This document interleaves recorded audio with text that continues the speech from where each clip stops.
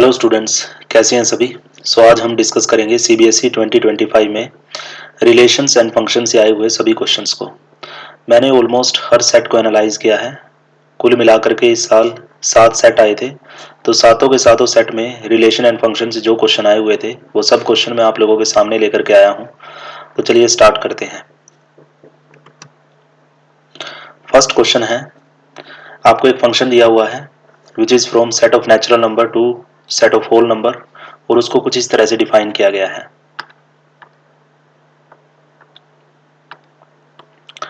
कि अगर n even हुआ तो इमेज आएगी n/2, अगर n ओड हुआ तो इमेज आएगी 0।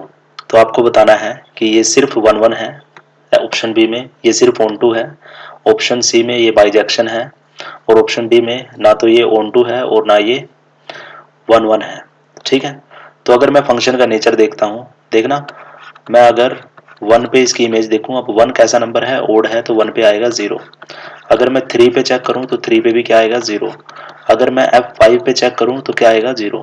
दैट इज अगर आप कोई भी ओड नंबर चूज करते हो तो उस पे फंक्शन की वैल्यू हमेशा क्या आएगी, 0। तो आप देख सकते हो there exist more than 1 point जिन पर सेम इमेज आती है, तो ये 1 1 नहीं हो सकता, क्योंकि कोई भी फंक्शन 1 1 तभी होता है जब दो डिफरेंट पॉइंट पर डिफरेंट इमेज आए। तो यहाँ आप देख सकते हो F1 इक्वल है F3 के, but 1 is not equal to 3 which implies not 1 1। ये 1 1 नहीं हो सकता। 1 1 को हम इंजेक्टिव भी कह देते हैं, तो ये इंजेक्टिव नहीं होगा क्योंकि दो अलग अलग पॉइंट की इमेज सेम आई है। उसके बाद आपको बताना है ऑन टू नेस के बारे में। अब देखना अगर हम इमेज चेक करें इसकी, 2 पे क्या आएगा, 2 पे अगर आप चेक करो 2/2 कितना आ जाता है, 1। अगर मैं F4 पे चेक करूं, F4 पे कितना आ जाएगा, 4/2 दैट इज 2। सिमिलरली अगर मैं F10 पे बात करूं, F10 पे कितना आ जाएगा, 10/2 दैट इज 5, क्योंकि ये सारे के सारे इवन नंबर हैं। तो आप देख सकते हो कि रेंज के अंदर सारे के सारे होल नंबर चले जाएंगे, इधर से अपने नेचुरल नंबर आ जाएंगे जब जब मैं n को इवन कंसिडर करूंगा, और जब जब मैं n को ओड कंसिडर करूंगा तो 0 आ जाएंगे। तो आप देख सकते हो रेंज अपना क्या आ जाएगा, होल नंबर आ जाएगा which is equal to codomain. तो हम कह देंगे कि ये ऑन टू है, ऑन टू ये हो जाएगा। तो आपको बताना है कि कौन सा ऑप्शन करेक्ट होगा। तो अगर ऑप्शन ए को देखें, ये कहता है कि ये सिर्फ 1 1 होगा। अब ये 1 1 तो है ही नहीं, तो ऑप्शन ए तो हो ही नहीं सकता। अगर मैं बात करूं ऑप्शन सी की, सी में बोला गया बाइजेक्शन, बाइजेक्शन तो तब होता है जब 1 1 और ऑन टू दोनों हो जाता है, तो ऑप्शन सी भी नहीं हो सकता। तो ये सिर्फ ऑन टू है, तो अपना ऑप्शन बी करेक्ट हो जाएगा। नेक्स्ट क्वेश्चन, आपको एक फंक्शन दिया गया है x³ + 5x + 1। x यहाँ पर रियल नंबर है, तो आपको चेक करना है इसकी वननेस को और ऑन टू नेस को। हम चेक करेंगे कि क्या ये 1 1 है या नहीं है, ऑन टू है या नहीं है। तो चलिए हम जनरली अप्रोच करेंगे इसको। अपने पास फंक्शन है f(x) is equal to x³ + 5x + 1, और यहाँ x कहाँ से आता है, रियल नंबर से आता है। तो सबसे पहले देखिए चेक करते हैं कि 1 1 होगा या नहीं होगा। अब 1 1 के लिए हम क्या चेक करते हैं, दो अलग अलग पॉइंट हम चूज करेंगे, दो पॉइंट हम चूज करेंगे x1 x2 r में से, और ये आर्बिट्ररी चोजन होंगे, और मैं स्टार्टिंग में मान के चलूंगा कि इन दोनों पॉइंट पर फंक्शन की इमेज सेम है। तो अपना टारगेट रहेगा अब ये दिखाने का कि ये दोनों पॉइंट सेम है या अलग अलग हैं। तो f(x1) is equal to f(x2), यहाँ से अपने पास आ जाएगा x1³ + 5x1 + 1, और इधर से आ जाएगा x2³ + 5x2 + 1। 1 से 1 यहाँ कैंसिल हो जाएगा। इन सारी चीज़ों को मैं लेफ्ट हैंड साइड पे शिफ्ट करूँगा, तो लेफ्ट हैंड साइड पे अपने पास आ जाएगा x1³ - x2³ + 5x1 - 5x2 = 0। x1³ - x2³ को मैं एक फॉर्मूला का यूज़ करके, जो आप लोगों ने 9th क्लास में पढ़ा होगा, कुछ इस तरह से लिख सकता हूँ, x1 - x2 x1² + x2² + x1 x2 और यहाँ से मैं 5 कॉमन ले लेता हूँ तो ये आ जाएगा x1 minus x2 equal to 0। ठीक है, फर्दर x1 माइनस x2 को कॉमन ले लिया दोनों में से तो अंदर बचेगा x1 square plus x2 square plus x1 x2 और यहाँ से अपने पास बच जाएगा 5। फर्दर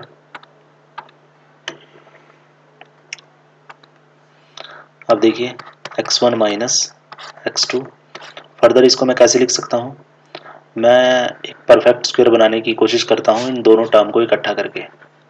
तो x1 x2 का x1 का वहाँ कोफिशिएंट x2 है तो मैं यहाँ लिख दूंगा x2 का हाफ का स्क्वायर। अब अंदर से क्या आने वाला है, x2/2 का स्क्वायर आने वाला है, बाहर उसको काउंटर करने के लिए मैं x2/2 का स्क्वायर बाहर रख देता हूँ और यहाँ क्या बच गया, x2 का स्क्वायर प्लस 5। परफेक्ट स्क्वायर हमने बना लिया ताकि हम अच्छे से कंपेयर कर पाएँ कि इसका नेचर कैसा होगा।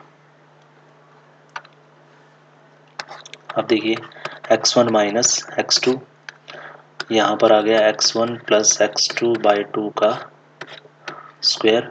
इसको अगर मैं ओपन करूँ तो यहाँ से आ जाएगा x2 square by 4 plus x2 square plus 5 equal to 0। फिर यहाँ से आ जाएगा x1 माइनस x2 और यहाँ से x1 प्लस x2/2 का स्क्वायर। अगर मैं इन दोनों टर्म को सिंप्लीफाई करता हूँ एलसीएम लेके तो यहाँ से आ जाएगा 4 माइनस 1 दैट इज़ 3 और नीचे आ जाएगा 4। अगर परफेक्ट स्क्वायर की फॉर्म में लिखना है उसको तो मैं 3/4 को मैं √3/2 x2 का होल स्क्वायर कुछ इस तरह से लिख दूंगा। नाउ अब देखिए इन दोनों का प्रोडक्ट क्या है, इक्वल टू 0 है और वो तभी पॉसिबल है जब इन दोनों में से एटलीस्ट 1 0 रहा हो। अब देखना ये जो सेकंड वाला है अपना, ये कभी भी 0 नहीं हो सकता। यहाँ ये लिखा हुआ है x1 प्लस x2/2 का square which is always greater than equal to 0। Again ये भी क्या रहेगा, 0 या 0 से बड़ा। तो जब आप +5 करोगे किसी पॉजिटिव नंबर में तो जो भी नंबर आएगा तो वो क्या रहेगा, स्ट्रिक्टली ग्रेटर देन 0। तो अगर मैं इस नंबर की बात करूं तो ये हमेशा स्ट्रिक्टली ग्रेटर देन 0 रहने वाला है। तो 0 कौन रहा होगा यहाँ से, इन दोनों में से कोई एक तो 0 रहा होगा क्योंकि दोनों को मल्टीप्लाई करके 0 आया है। तो ये सेकंड वाला तो 0 नहीं हो सकता, तो पहले वाला 0 रहा होगा। तो यहाँ से आ जाएगा अपने पास x1 is equal to x2 और इससे पता चलता है कि f1 क्या है, f क्या है, 1 1 है। तो 1 1 तो ये है। नाउ हम चेक करेंगे कि ये ऑन टू है या नहीं है।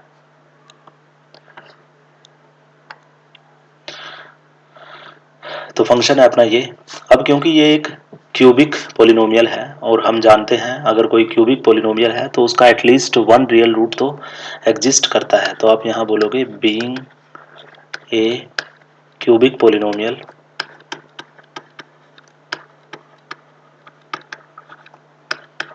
there exist at least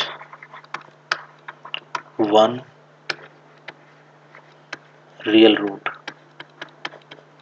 इसका कम से कम एक रियल रूट तो एग्जिस्ट करेगा ही। अब अगर इसको ऑन टू दिखाना है तो ऑन टू के लिए हमें क्या दिखाना होता है कि रेंज किसके इक्वल है, को डोमेन के। या फिर हम ऐसे भी कर सकते हैं कि मैं को डोमेन में से एक आर्बिट्रेरी पॉइंट चूज करूंगा और उसकी प्री इमेज दिखाऊंगा। तो मैं क्या चूज कर लेता हूँ, let y belongs to r। ये को डोमेन में से हमने एक चूज कर लिया। तो मुझे दिखाना होगा कि ये y किस पॉइंट पर आता है। तो जैसा कि मैंने कहा अगर f ऑफ x इसके इक्वल है तो कम से कम एक रियल रूट तो होगा, बाकी दो कॉम्प्लेक्स भी हो सकते हैं। तो मैं मान लेता हूँ कि वो जो रियल रूट है वो क्या है, अल्फा है। तो आप देख सकते हो f अल्फा पे क्या जाएगा, alpha cube plus 5 alpha plus 1 और ये अपने हमेशा रियल नंबर के इक्वल आएगा। जैसा कि मैंने कहा कि एटलीस्ट 1 रियल रूट तो एग्जिस्ट करेगा ही करेगा। तो वो जो भी रियल रूट होगा वो रियल रूट हर एक रियल नंबर पे हम उसको मैप करवा देंगे। उधर से मैं जो रियल नंबर उठाऊंगा उसके कोरस्पॉन्डिंग उधर कम से कम एक रियल रूट तो एग्जिस्ट कर ही रहा होगा जिस पर वो इमेज आती जाएगी। ठीक है, तो इस तरह से अपनी रेंज को डोमेन के इक्वल हो जाएगी और हम कह देंगे कि ये ऑन टू है, f इज ऑन टू। ठीक है, तो आप देख सकते हो ये फंक्शन 1 1 भी है और ऑन टू भी है। तो देखते हैं कौन सा ऑप्शन करेक्ट होता है। थर्ड ऑप्शन को अगर आप देखते हो, थर्ड ऑप्शन कहता है कि फंक्शन 1 1 भी है और ऑन टू भी है, तो अपना ऑप्शन सी करेक्ट हो जाएगा यहाँ पर, ऑप्शन सी। नेक्स्ट क्वेश्चन है असर्शन रीजनिंग है। आपको एक फंक्शन दिया गया है from set of integer to set of integer, और कुछ इस तरह से इसको डिफाइन किया गया है, और इसके बारे में बोला गया है कि ये बाइजेक्टिव है। तो आपको चेक करना पड़ेगा कि ये जो बात बोली गई है असर्शन में, ये सही है या गलत है। ठीक है, तो फंक्शन है अपने पास f of x is equal to 3x minus 5। X यहाँ कहाँ से आता है, सेट ऑफ इंटीजर से। तो अगर हम इसको देखें तो 1 1 तो ये हो जाएगा। अगर मैं जनरली इसको प्रूव करने की कोशिश करूँ तो उसके लिए मैं क्या करता हूँ, f x one is equal to f x two मैं लेता हूँ, तो यहाँ से आ जाएगा ये 3x1 माइनस 5, और यहाँ से आ जाएगा 3x2 माइनस 5, ये माइनस 5 से माइनस 5 कैंसिल हो जाएगा, और यहाँ से आ जाएगा 3x1 is equal to 3x2, further 3 से 3 कैंसिल हो जाएगा, और यहाँ से आ जाएगा x1 is equal to x2, जो इम्प्लाई कर देता है कि ये 1 1 तो है। और रही बात ऑन टू की, अब अगर मैं कुछ पॉइंट पर इसकी इमेज चेक करूं, देखना 0 पे क्या आएगा, 0 पे जब आप यहाँ पुट करोगे x की जगह पे 0, तो अपने पास आएगा -5। अगर मैं चेक करूं 1 पे इमेज क्या आ जाएगी, 3 माइनस 5 दैट इज -2। अगर मैं 2 पे चेक करूं तो 2 पे इमेज क्या आ जाएगी, 2 3 जा 6 माइनस 5 1। तो आप देख सकते हो कुछ इस तरह की इमेज आएगी। तो 1 1 ये हो गया, अगर ये ऑन टू होगा तभी ये बाइजेक्टिव बनेगा, लेकिन अगर ये ऑन टू नेस फेल कर गया तो ये बाइजेक्टिव नहीं होगा। ध्यान से देखिए, अगर मैं मान लेता हूं कि चलो किसी पॉइंट पर 0 आ जाए, अब 0 देखना किस पॉइंट पे आया होगा, 0 आने के लिए x को क्या होना पड़ेगा, 5/3, लेकिन 5/3 तो z में नहीं है। तो आप इससे देख सकते हो कि 0 रेंज में नहीं गया, दैट इज को डोमेन में एक ऐसा पॉइंट पड़ा है से 0 जिसकी कोई प्री इमेज नहीं है। ठीक है, तो हम कहेंगे कि ये ऑन टू नहीं है, not onto, onto ये नहीं है। तो अगर ये ऑन टू नेस फेल कर जाता है तो ये बाइजेक्टिव भी नहीं होगा। इसका ऑप्शन असर्शन क्या है, फॉल्स है। ठीक है, तो और रीजन की अगर मैं बात करूं, फंक्शन बाइजेक्टिव कब होता है, जब वो सरजेक्टिव और इंजेक्टिव दोनों हो जाए, दैट इज 1 1 और ऑन टू दोनों हो जाए। तो असर्शन फॉल्स है, रीजन ट्रू है, और ऐसा एक ही ऑप्शन के अंदर होता है, दैट इज ऑप्शन डी के अंदर। तो ऑप्शन डी करेक्ट हो जाएगा। नेक्स्ट क्वेश्चन फिर से असर्शन रीजन है। आपको एक सेट दिया गया है ए, जिसके अंदर रियल नंबर पड़े हैं -1 to 1। तो अगर मैं ए को इस तरह से लिख दूं तो वो गलत नहीं होगा। आपको एक फंक्शन डिफाइन किया गया ए से ए तक, किस तरह से, f of x is equal to x square. तो इसके बारे में बोला गया कि ये ऑन टू फंक्शन नहीं है। तो देखना अगर मैं इसका ग्राफ ड्रॉ करूं तो कुछ इस टाइप का होता है इसका ग्राफ, तो कुछ इस तरह का हमें दिखेगा। तो ग्राफ से अगर मैं देखूं तो ग्राफ हमेशा 0 या 0 से बड़ा रहा, नेगेटिव पॉइंट रेंज में नहीं जा पाए, जबकि यहाँ को डोमेन में नेगेटिव पॉइंट है। तो आप यहाँ बोल सकते हो कि एक्स स्क्वायर हमेशा 0 या 0 से बड़ा होता है for all x belongs to A. इसका मीनिंग हो गया कि हमारा फंक्शन हमेशा क्या रहेगा, 0 या 0 से बड़ा रहेगा for all x belongs to A, which implies negative point range में नहीं जा पाए, और वही साबित कर देगा कि ये ऑन टू नहीं है। ठीक है, आप एक एग्जाम्पल भी लेके देख सकते हो। सपोज करो अगर मैं मानूं कि चलो किसी x पर -1 आया होगा, अब मुझे ढूंढना है कि ये किस पे आया होगा। तो फंक्शन है अपना -1, x की वैल्यू अगर मैं यहाँ से निकालता हूँ तो वो आ जाता है square root plus -1 which is iota. ठीक है, तो अगर आपको -1 चाहिए जो कि को डोमेन में है, तो वो किस पे आएगा, आयोटा या माइनस आयोटा पे आएगा। लेकिन इधर डोमेन में कॉम्प्लेक्स नंबर नहीं है, आयोटा यहाँ पर नहीं है, तो ये ऑन टू नहीं होगा, नॉट ऑन टू, क्योंकि मुझे को डोमेन में एक पॉइंट मिल गया जो रेंज में नहीं जा पाया। ठीक है, तो असर्शन में यही बात बोली गई है कि ये ऑन टू नहीं होगा, तो असर्शन ट्रू है। रीजन में बोला गया कि ये एक -1 है जो को डोमेन में है। ठीक है, और उसकी जो प्री इमेज है जिस पर वो आएगा वो नंबर है x is equal to plus minus root -1, जो कि ए में नहीं है। ठीक है, सही बात है ये भी।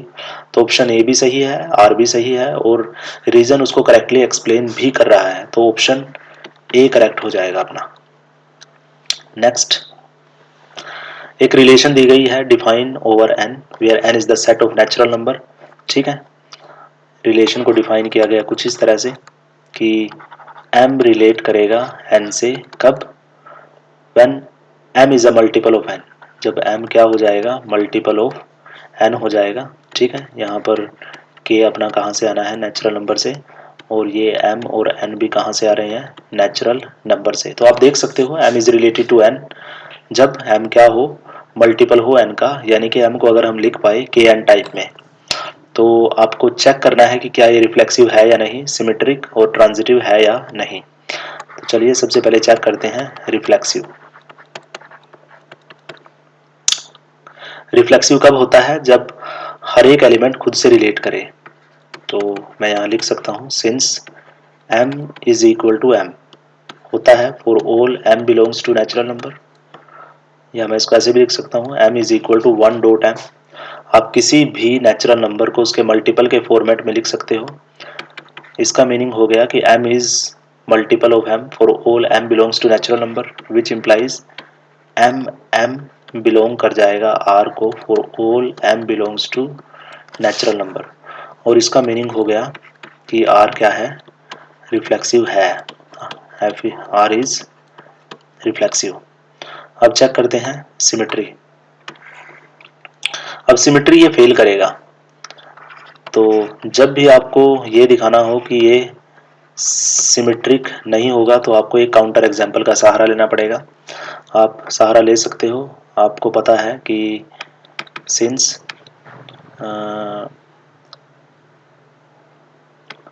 4 2 belongs to r, 4 two r में होगा। क्यों होगा, क्योंकि 4 को हम लिख सकते हैं 2 इंटू 2 लिख सकते हैं। मैं कह सकता हूँ 4 is the multiple of 2, but 2 4 r में नहीं होगा। 2 4 does not belongs to r, as 2 को हम मल्टीपल ऑफ 4 के फॉर्मेट में नहीं लिख सकते कैसे भी। ठीक है, तो मैं कहूँगा कि 2 इज नॉट मल्टीपल ऑफ 4, उसका मीनिंग हो गया कि 2 4 r में नहीं है। तो आप देख सकते हो 4 2 r में है बट 2 4 r में नहीं है, वो इम्प्लाइज कर देगा कि r is not symmetric, r symmetric नहीं है। ठीक है, नेक्स्ट बात करेंगे ट्रांजिटिविटी की।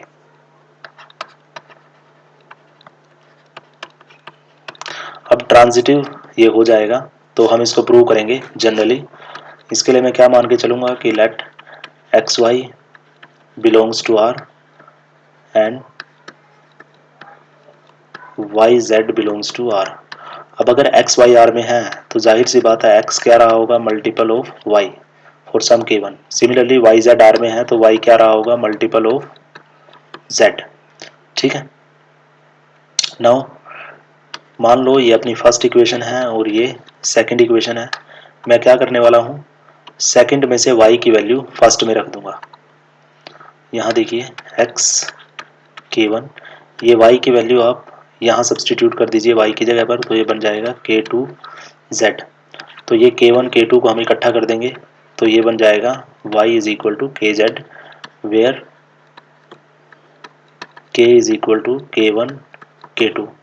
और ये सिंप्लीफाई करता है, ये इम्प्लाई करता है कि x is the multiple of z, x multiple है z का, और यहाँ से एक्स जेड चला जाएगा r में, और जैसे ही एक्स जेड r में गया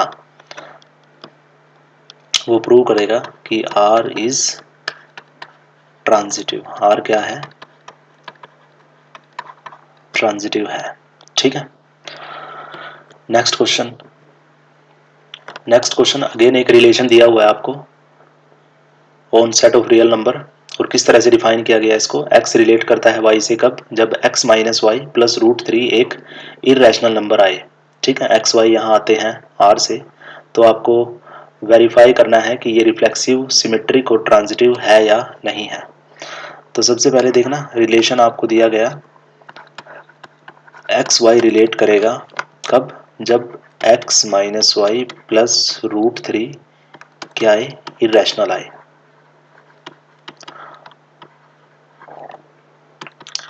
एक्स वाई कहाँ से आते हैं, यहाँ रियल नंबर से। ठीक है, तो सबसे पहले हम चेक करते हैं रिफ्लेक्सिव। एनसीईआरटी का क्वेश्चन है ये। तो आप कहोगे since x minus x plus root three किसके इक्वल आता है, रूट थ्री के, जो कि एक इरेशनल नंबर है for all x belongs to r। Basically यहाँ मैंने क्या किया, y को x के इक्वल ले लिया। तो आप देख सकते हो कि x minus x plus root three, हमेशा रूट थ्री आएगा, जो रूट थ्री एक इरेशनल नंबर होता है।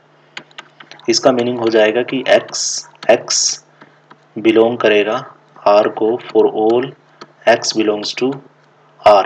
ठीक है, इसका मीनिंग हो गया कि r क्या है, रिफ्लेक्सिव है, r इज रिफ्लेक्सिव। नेक्स्ट हम चेक करेंगे सिमेट्रिक। अब इसके लिए हमारे पास एक काउंटर एग्जांपल है अपने पास। अब काउंटर एग्जांपल आपको ऐसा सोचना है जो लाइक एक्स वाई आर में हो और वाई एक्स आर में ना हो। ठीक है, तो सबसे पहले आपको एक ऐसा चूज करना पड़ेगा जो आर में जाए। ठीक है, तो मैं एक एग्जांपल लेता हूँ कि रूट थ्री कोमा टू और टू कोमा रूट थ्री। तो अपने पास रिलेशन ये है, तो x की जगह रूट थ्री और y की जगह टू पुट कर दीजिए इस रिलेशन में। तो देखना अपने पास क्या आता है। अपने पास आएगा x की जगह जैसे ही मैं रूट थ्री पुट करता हूँ और y की जगह टू पुट करता हूँ, तो ये क्या बनेगा, root three plus root three, two root three minus two, जो कि कैसा नंबर है, एक इरेशनल नंबर है। तो मैं कह सकता हूँ कि root three comma two R में होगा। अब टू कोमा रूट थ्री को देखना, x की जगह टू और y की जगह हमने रूट थ्री पुट कर दिया। यहाँ रूट थ्री से रूट थ्री कैंसिल होकर क्या आएगा, टू, और टू कैसा नंबर होता है, रैशनल है, जो कि इम्प्लाई करेगा कि two comma root three R में नहीं है। तो देखिए आपने रूट थ्री कोमा टू को आर में पहुंचा दिया, बट उसके corresponding two comma root three R में नहीं है, which implies R is not symmetric. ये सिमेट्रिक नहीं होने वाला। नेक्स्ट ट्रांजिटिव आप दिखाओगे, इसमें भी आप एक अच्छे से काउंटर एग्जाम्पल का यूज करोगे। ठीक है, पहली दो कंडीशन को जो फुलफिल करता हो, दैट इज कुछ इस टाइप से कि एक्स वाई आर में है, वाई जेड आर में है, लेकिन एक्स जेड आर में नहीं है, ट्रांजिटिव। तो कुछ एग्जाम्पल हम चूज करते हैं, like minus root three root five एक लिया मैंने, और further root five comma two ले लेते हैं।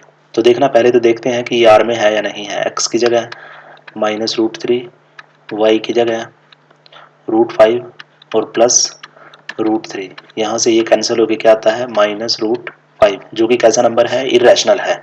तो मैं कह सकता हूँ कि यहाँ कि ये आर में है। Again root five comma two को देखिए, एक्स की जगह रूट फाइव पुट कर दिया, वाई की जगह पुट कर दिया माइनस टू और रूट थ्री है यहाँ पर। तो इस नंबर को भी आप देख सकते हो कैसा नंबर है, ये इरेशनल है ये। तो मैं कह दूंगा कि ये भी आर में है। तो देखना minus root three comma root five R में है, root five comma two R में है। लेकिन अगर मैं चेक करता हूं अब minus root three comma two को, minus root three comma two को, इसके लिए देखिए एक्स की जगह आपने पुट कर दिया माइनस रूट थ्री, वाई की जगह आपने पुट कर दिया टू, क्योंकि अपना रिलेशन क्या है,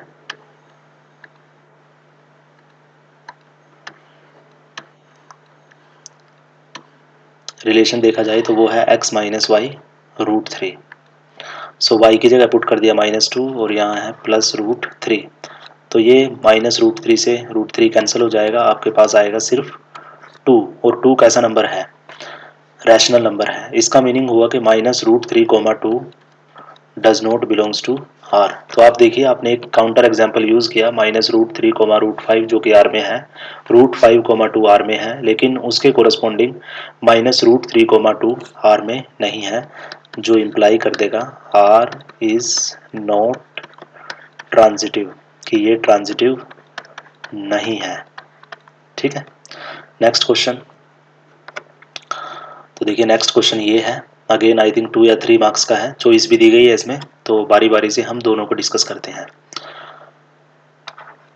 फर्स्ट की अगर बात करें, फर्स्ट में आपको एक फंक्शन दिया गया है from set of positive real number to set of real number, और फंक्शन है अपना ये log ax, जहाँ पर जो बेस है log का वो 0 से बड़ा है और ये नॉट इक्वल टू 1 रहेगा हमेशा। तो आपको इसको प्रूव करना है कि ये बाइजेक्शन है, विच मीन्स आपको इसको बारी बारी से 1 1 और ऑन 2 दिखाना पड़ेगा। तो चलिए सबसे पहले हम इसको 1 1 दिखाते हैं। तो 1 1 दिखाने के लिए हम क्या करेंगे, हम 2 पॉइंट उठाएंगे और उन दोनों पॉइंट पर हम फंक्शन की वैल्यू सेम लेके चलेंगे।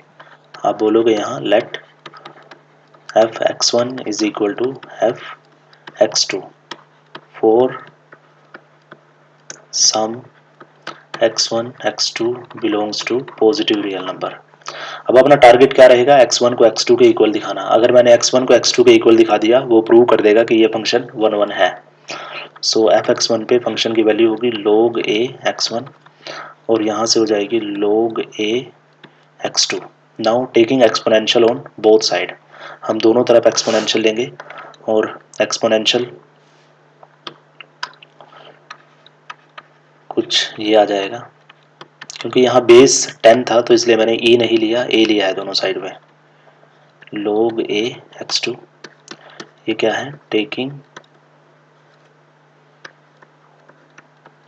Exponential on both sides.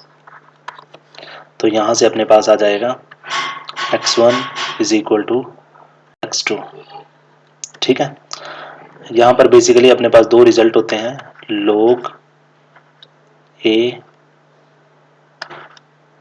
x हमेशा इक्वल होता है x के, या फिर मैं ऐसे भी बोल सकता हूँ कि log a x हमेशा इक्वल होगा x के। ठीक है, अगर हम वैसे बात करें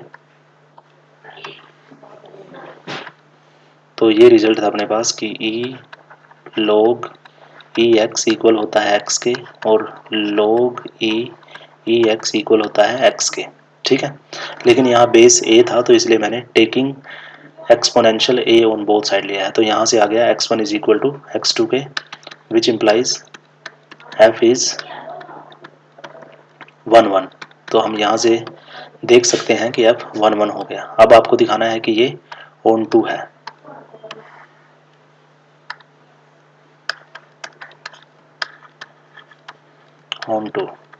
ऑन टू दिखाने के लिए हम क्या करते हैं, हम एक आर्बिट्रेरी पॉइंट चूज करते हैं कोडोमेन में से। तो मैं चूज करता हूँ let y belongs to r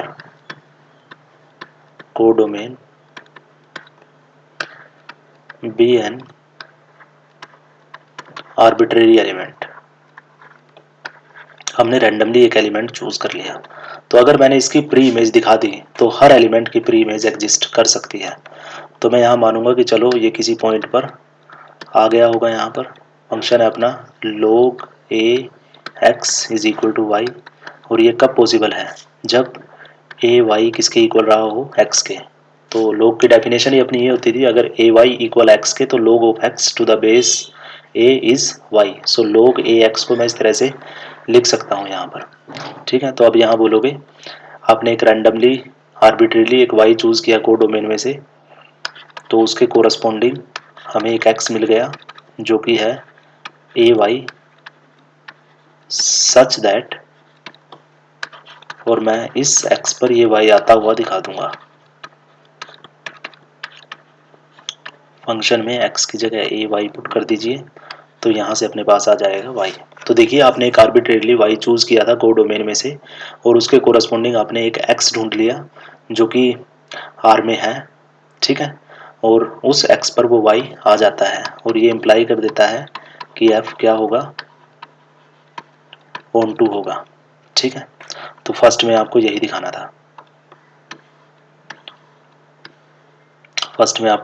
था, कि फंक्शन क्या है, बाइजेक्टिव है। तो अगर ये 1 1 और ऑन टू दोनों हो जाता है तो ये क्या बन जाएगा, f इज बाइजेक्शन। ठीक है, सेकंड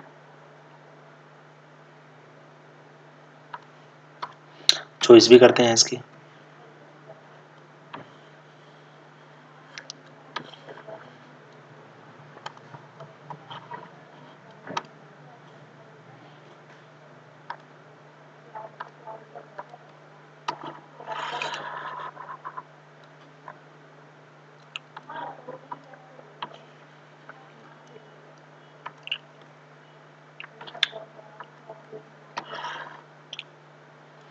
चलिए देखिए, चॉइस में क्या बोला गया। चॉइस में बोला गया एक सेट है आपके पास जिसके अंदर एलिमेंट है 1 2 3 और एक सेट बी है जिसके अंदर एलिमेंट है 4 5 और 6। एक रिलेशन है फ्रॉम ए टू बी और इसको इस तरह से डिफाइन किया गया। एक्स वाई से रिलेट करता है जब एक्स प्लस वाई किसके इक्वल आ जाए 6 के। एक्स बिलोंग करता है ए से और वाई बिलोंग करता है बी से। तो फर्स्ट में आपको लिखने हैं सारे के सारे एलिमेंट जो आर में है। सेकंड में आपको बताना है कि क्या आर फंक्शन है या नहीं है। अगर नहीं है तो उसको जस्टिफाई करना है। और थर्ड में आपको बताना है डोमेन और रेंज क्या है आर का।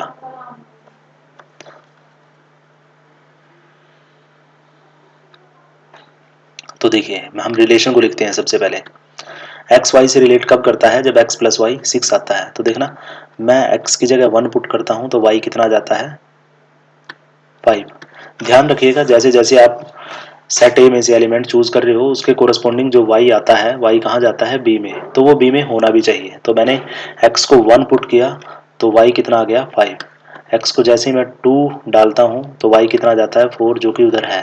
अब एक्स की जगह अगर मैं 3 डालता हूँ तो वाई कितना आ जाएगा उसके कोरस्पॉन्डिंग 3। लेकिन बी में 3 नहीं है। ठीक है, तो आर के अंदर सिर्फ यही एलिमेंट होंगे। तो फर्स्ट में तो आपको यही लिखना था कि write all the elements of R. तो आर के अंदर 1,5 और 2,4 होने वाला है बस। सेकंड में आपको बताना है कि क्या ये फंक्शन है। अब कोई भी रिलेशन फंक्शन कब बन पाता है।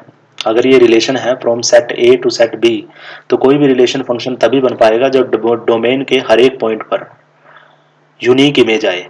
ठीक है, लेकिन आप देख सकते हो सेट ए के अंदर 3 एलिमेंट है 1 2 और 3। तो 1 और 5 पे तो 1 और 2 पे तो हमें इमेज मिल गई। 1 की 5 आ गई और 2 की 4 आ गई। बट 3 के कोरस्पॉन्डिंग कोई इमेज नहीं आई। अब आप बोलोगे as 3 belongs to A but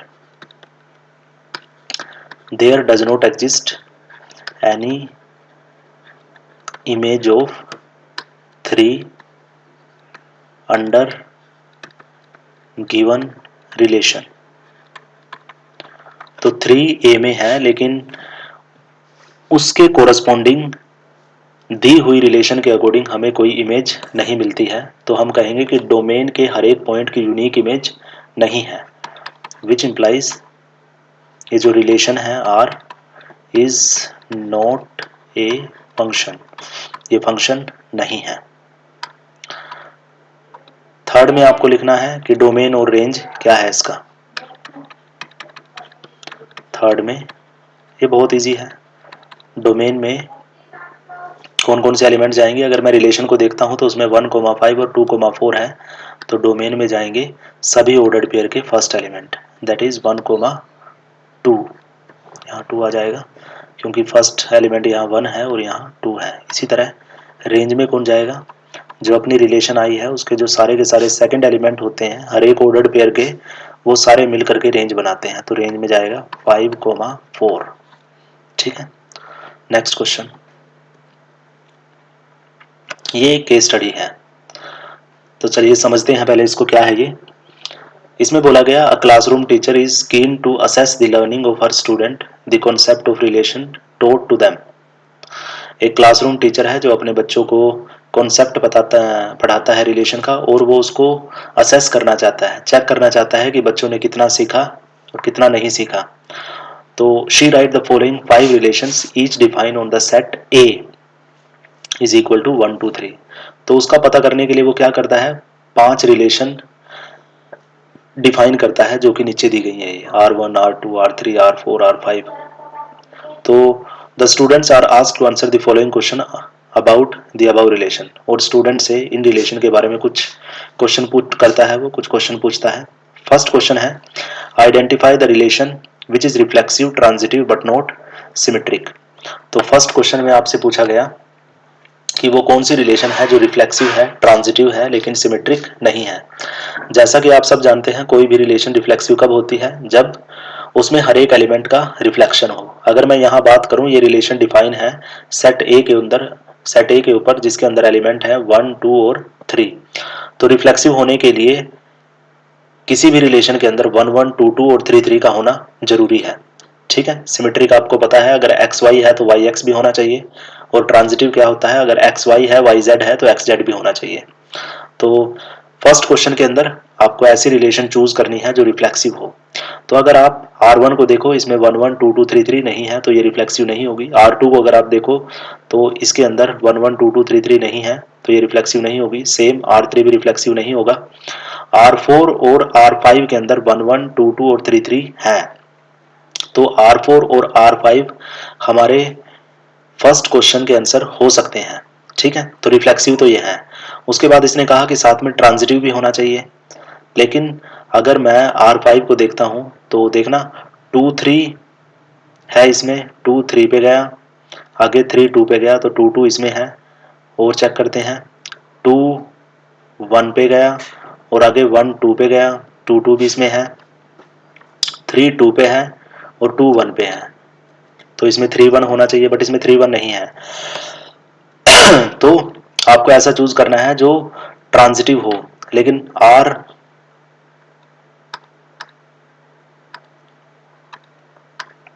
R5 में आप देख सकते हो, R5 में यहाँ पर 3 2 है और आगे 2 1 है, but 3 1 does not belongs to R5। आप देख सकते हो 3 1 इसके अंदर नहीं है। तो उसने कौन से पूछे थे? रिफ्लेक्सिव हो, ट्रांजिटिव हो, लेकिन सिमेट्रिक ना हो। ठीक है, लेकिन R5 की अगर मैं बात करूं, ये तो ट्रांजिटिव नहीं है, तो R5 फर्स्ट का आंसर नहीं हो सकता।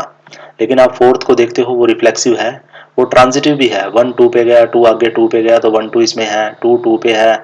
ठीक है, ये ट्रांजिटिव हो जाएगा। ठीक है, रिफ्लेक्सिव भी हो जाएगा। सिमेट्रिक ये नहीं है। आप देख सकते हो इसके अंदर R4 के अंदर 1 2 है, लेकिन 2 1 नहीं है। आप यहाँ देख सकते हो R4 के अंदर 1 2 R4 में है, but 2 1 does not belongs to R4, तो ये ट्रांजिटिव नहीं है। तो अपना फर्स्ट का आंसर क्या हो जाएगा? तो हम कह सकते हैं अपने फर्स्ट के अंदर ऐसी रिलेशन जो रिफ्लेक्सिव हो, ट्रांजिटिव हो, लेकिन सिमेट्रिक ना हो, वो कौन सी है? R4 है वो। सेकंड में बोला गया आपको वो रिलेशन बतानी है जो अब रिफ्लेक्सिव हो, सिमेट्रिक हो, बट नॉट ट्रांजिटिव। ठीक है, अब की बार रिफ्लेक्सिव और सिमेट्रिक करनी है, लेकिन ट्रांजिटिव उसको नहीं होने देना है। अब देखना R4 और R5 में से फिर से आंसर होगा। अब R4 की अगर बात करें, R4 तो क्या है? सिमेट्रिक नहीं है, लेकिन सेकंड में अब की बार सिमेट्रिक बतानी है, तो R5 को ध्यान से देखिए, रिफ्लेक्सिव ये है, सिमेट्रिक भी ये है। ठीक है, अगर आप इसमें देखते हो 1 2, तो इसमें 2 1 भी है उसके कोरस्पॉन्डिंग। अगर आप देखते हो 2 3 को, तो उसके कोरस्पॉन्डिंग इसमें 3 2 भी है, तो सिमेट्रिक भी ये है और ट्रांजिटिव ये नहीं है। अभी मैंने दिखाया कि 3 2 इसमें है और आगे 2 1 इसमें है, लेकिन इसमें 3 1 नहीं है, तो ये ट्रांजिटिव नहीं है। तो सेकंड का ऑप्शन अपना हो जाएगा R5।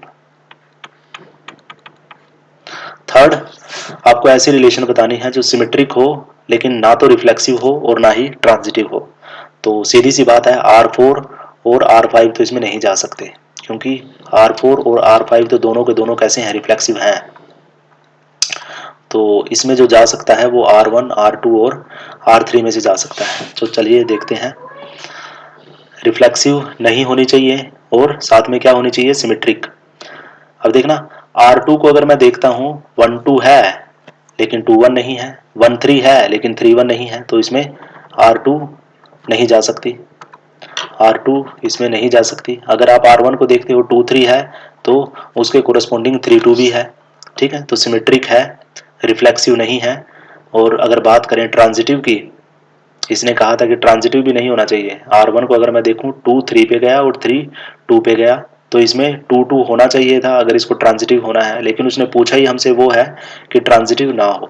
तो R1 हो सकता है। R1 एक ऐसी रिलेशन है जो सिमेट्रिक है, लेकिन ना तो वो रिफ्लेक्सिव है और ना ही ट्रांजिटिव है, तो R1 आंसर हो सकता है एक। उसके बाद मैं R3 को देखता हूँ। अगर मैं बात करूँ सबसे पहले सिमेट्री की, देखना 1 2 है तो उसके कोरस्पॉन्डिंग 2 1 भी है, सही है, सिमेट्रिक है। रिफ्लेक्सिव नहीं है, इसमें 1 1 2 2 3 3 नहीं है। उसके बाद ट्रांजिटिव को देखिए ध्यान से, ट्रांजिटिव होगा या नहीं होगा?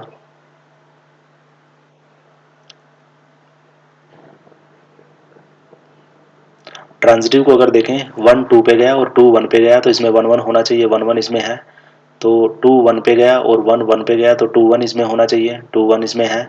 ठीक है, फर्दर अगर मैं देखूँ 1 1 पे गया और 1 2 पे गया तो 1 2 इसमें होना चाहिए। तो R3 की अगर मैं बात करूँ, R3 अपनी सिमेट्रिक है, ठीक है, बट ना तो रिफ्लेक्सिव है और ना ही ये ट्रांजिटिव है। ट्रांजिटिव के लिए 1 2 पे है, 2 1 पे, तो 1 1 इसमें होना चाहिए, सही है। ठीक है, 2 1 पे है, हाँ ट्रांजिटिव ये नहीं है, आप देख सकते हो ये मिल गया हमें। आप यहाँ से देख सकते हो कि 2 1 इसमें है और आगे 1 2 इसमें है, बट आप इसको ध्यान से देखिए 2 2 इसमें नहीं है, 2 2 R3 में नहीं है, तो ये ट्रांजिटिव नहीं होगी। तो R1 के साथ में अपना ऑप्शन R3 भी करेक्ट हो सकता है। तो ऐसी रिलेशन जो सिमेट्रिक हो लेकिन ना तो रिफ्लेक्सिव हो और ना ही ट्रांजिटिव हो, वो R1 और R3 है। तो बड़ा ही ध्यान से इनको चेक करना पड़ता है। रिफ्लेक्सिव को देखना तो बहुत इजी है, सिमेट्रिक को देखना बहुत इजी है, थोड़ी सी प्रॉब्लम हमें होती है जो वो ट्रांजिटिविटी में ही होती है। देन देखते हैं इसकी चॉइस थर्ड की, दैट इज पार्ट बी। इसमें आपको बताना है कि what pairs should be added to the relation R2 to make it an equivalence relation। जो R2 है उसको ध्यान से देखिए, आपको बताना है कि उसके अंदर कितने पेयर डाले जाएं ताकि वो एक इक्विवेलेंस रिलेशन बन जाए। अब आपको पता है कि इक्विवेलेंस रिलेशन क्या होती है, जो रिफ्लेक्सिव, सिमेट्रिक और ट्रांजिटिव तीनों हो। तो आपको उसको ध्यान से देखना है और आपको बताना है कि उसके अंदर क्या क्या ऐड कर दिया जाए जिससे वो इक्विवेलेंस बन जाए। तो देखिए R2 में, तो R2 को सबसे पहले अगर रिफ्लेक्सिव बनाना है तो इसके अंदर आपको 1,1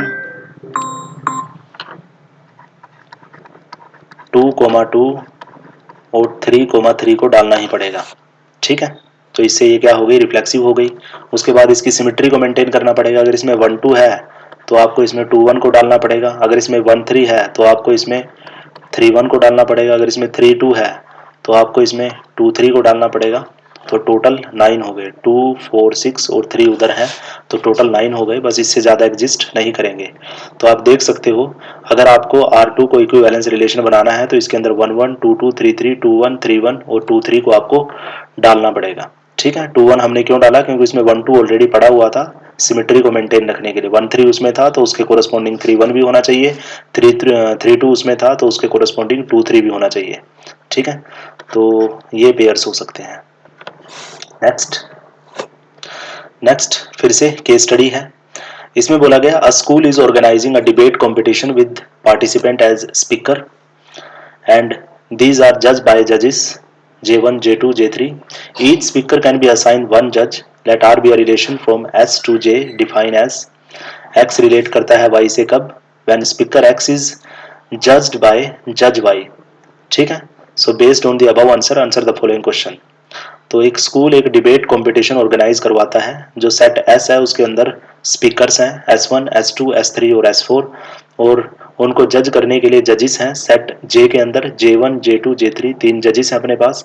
साथ में ये भी बोला गया कि हर एक स्पीकर पर एक ही जज होगा, एक स्पीकर पर एक से ज़्यादा जज नहीं हो सकते। एक रिलेशन डिफाइन करके दी हुई है किस तरह से एक्स वाई आर में कब जाता है, जब स्पीकर एक्स को वाई जज करता है। तो इस इंफॉर्मेशन के ऊपर बेस्ड आपको इन क्वेश्चंस को आंसर करना है। सबसे पहले how many relations can be there from S to J, कितनी रिलेशन हो सकती हैं एस से जे की साइड। देखिए आपको 11th से पता है relation is always a subset of S cross J. अगर मैं बात करूं यहाँ जो रिलेशन है वो किसके ऊपर डिफाइन है, एस और जे के अंदर। तो यहाँ से जो रिलेशन अपनी आती है वो हमेशा एस क्रॉस जे का सबसेट रहेगी। तो अगर आपको बताना है कि टोटल कितनी रिलेशन बन सकती हैं, तो बस आपको ये निकालने की ज़रूरत है कि एस क्रॉस जे के नंबर ऑफ सबसेट कितने हो सकते हैं। ठीक है, सबसे पहले मैं निकालता हूँ कि number of element in S cross J कितने हैं। तो एस के अंदर 4 एलिमेंट हैं और जे के अंदर 3 हैं, तो एस क्रॉस जे में हो जाएंगे 12। तो अगर आपको निकालना है टोटल नंबर ऑफ रिलेशंस जो कि इक्वल होगा number of subset of S cross J, और वो निकालने के लिए अपने पास एक फॉर्मूला था 2 की पावर 12। तो ये जो भी आएगा, ये टोटल नंबर ऑफ सबसेट बोले या टोटल नंबर ऑफ रिलेशन बोले, ये पॉसिबल हो सकते हैं। ठीक है, तो फर्स्ट का आंसर अपना हो जाएगा 2 की पावर 12। सेकंड में इसने पूछा a student identify a function from S to J as, एक फंक्शन दिया हुआ है from S to J, S1 J1 S2 J2 पे जाता है, S3 J2 पे जाता है, S4 J3 पे जाता है। तो आपको चेक करना है कि ये बाइजेक्टिव है या नहीं है। अब कोई भी फंक्शन बाइजेक्टिव कब होता है, जब वो 1 1 और ऑन टू दोनों हो जाता है। ठीक है, लेकिन आप ध्यान से देखिए इसको, S2 की इमेज क्या है J2, और S3 की इमेज भी क्या है J2। तो आप देख सकते हो S2 और S3 दो अलग अलग स्पीकर हैं, लेकिन उन दोनों स्पीकर को सेम जज दैट इज J2 जज कर रहा है। तो मैं कहूँगा कि S2 किस पे जा रहा है J2 पे, और यहाँ S3 किस पे जा रहा है J2 पे, बट S2 S3 के इक्वल नहीं है। ठीक है, तो दो अलग अलग एलिमेंट की, दो अलग अलग पॉइंट की अलग अलग इमेज नहीं है, सेम इमेज है, तो वो 1 1 नहीं होगा, वो मैनी वन हो जाएगा।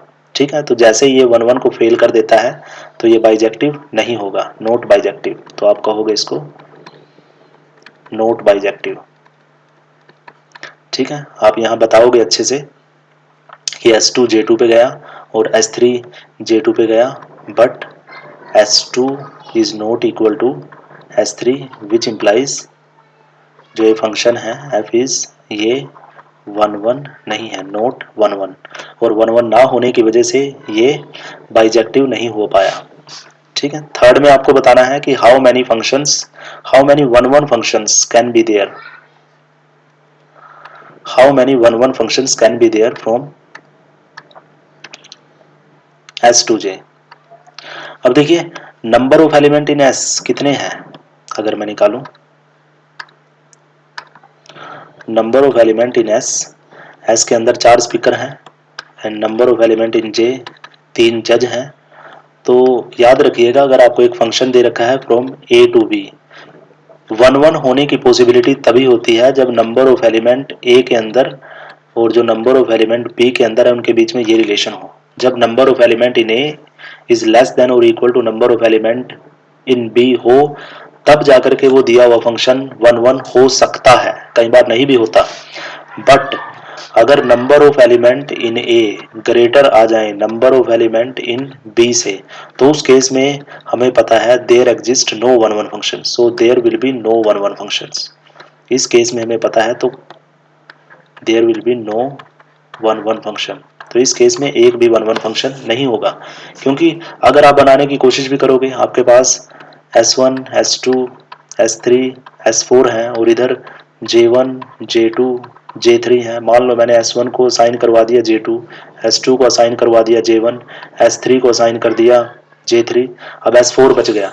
अब S4 के पास चॉइस क्या है, S4 इन तीनों में से किसी के साथ ज्वाइन होगा जाके, और ये जैसे ही किसी के साथ ज्वाइन होगा वो 1 1 नेस को खराब कर देगा, तो 1 1 कभी बन ही नहीं पाएगा। So there will be no 1 1 function. तो कितने 1 1 फंक्शन होंगे, 0, एक भी नहीं होगा। अब अगर इसकी चॉइस को देखें, चॉइस में बोला गया another student consist a relation R1 S1 S2 S2 S4 in any set in set S. So write minimum number of ordered pair to be included in R1 so that R1 is reflexive but not symmetric. तो आपको एक R1 दिया हुआ है जहाँ पर S1 is related to S2 and S2 is related to S4। तो आपको बोला गया कि आप इसके अंदर minimum number of ordered pair आपको इंक्लूड करने हैं, इसमें ऐड करने हैं, ताकि ये क्या बन जाए, रिफ्लेक्सिव। तो देखना, अगर इसको रिफ्लेक्सिव बनाना है और ये सेट S के ऊपर डिफाइन है, S के अंदर S1 S2 S3 और S4 हैं, तो सबसे पहले अगर आपको इसको रिफ्लेक्सिव बनाना है तो आपको S1 इसमें डालना पड़ेगा, आपको इसमें S2 डालना पड़ेगा, आपको इसमें S3 डालना पड़ेगा, आपको इसमें S4 डालना पड़ेगा, तब जाकर के ये रिफ्लेक्सिव होगा। लेकिन सिमेट्रिक नहीं होना चाहिए। बस ठीक है, S1 S2 इसमें है बट S2 S1 हम नहीं डालते, S2 S4 इसमें है बट हम S4 S2 नहीं डालते। तो बस आपको कम से कम इन्हीं को ऐड करने की ज़रूरत है जिससे ये रिफ्लेक्सिव हो जाएगा। अगर मैं R1 की बात करूं, ऑलरेडी वो सिमेट्रिक नहीं है, तो minimum number of ordered pair ये हो सकते हैं जो आपको R1 में ऐड करने पड़ेंगे जिससे वो रिफ्लेक्सिव हो जाएगा और सिमेट्रिक नहीं होगा। ठीक है, next question. Again case study है आपके पास। ये आपको एक सेट दिया गया है A which is the set of 30 student of class 12th in a school. एक फंक्शन है f जो कि डिफाइन किया गया from set A to set of natural number. और फंक्शन को किस तरह से डिफाइन किया गया, x क्या है, एक स्टूडेंट है जो सेट A में से आता है और फंक्शन क्या करता है, उसको मैप करता है role number of student x पर। So on the basis of the above information answer the following question. तो सबसे पहले आपको बताना है is f a bijective function, क्या f बाइजेक्टिव है। अब कोई भी फंक्शन बाइजेक्टिव कब होता है, जब वो 1 1 और ऑन टू दोनों हो जाता है। अब देखना फंक्शन करेगा क्या, फंक्शन है from set A to natural number और मैं मान लेता हूं चलो सेट A के अंदर ये एलिमेंट है 1 2 3, ये स्टूडेंट है, 30 स्टूडेंट है ये। ठीक है, तो as you all know that किसी भी एक स्टूडेंट के एक से ज़्यादा रोल नंबर नहीं हो सकते। ठीक है, तो ये 30 स्टूडेंट हैं, 30 के अलग अलग रोल नंबर होने हैं। ठीक है, तो 1 1 तो हो जाएगा ये। ठीक है, दो डिफरेंट स्टूडेंट का सेम रोल नंबर नहीं हो सकता। आप कहोगे as two different students can't have same roll number. तो दो अलग अलग स्टूडेंट हैं तो उनके रोल नंबर भी अलग अलग होने हैं, तो इम्प्लाई कर देगा वो कि अब क्या है 1 1 है, 1 1 तो ये हो जाएगा। बट अगर बात करें अब ऑन टू की, अब ध्यान से देखिए सेट A के अंदर सिर्फ 30 स्टूडेंट हैं, तो अगर मैं उनको मैप कर दूं तो मैं उनको किन्हीं 30 नेचुरल नंबर के साथ ही मैप कर पाऊंगा। जैसे मैंने 1 से 30 तक नेचुरल नंबर चूज कर लिए और सभी स्टूडेंट्स को, सभी 30 स्टूडेंट को उनके रोल नंबर मैंने असाइन कर दिए।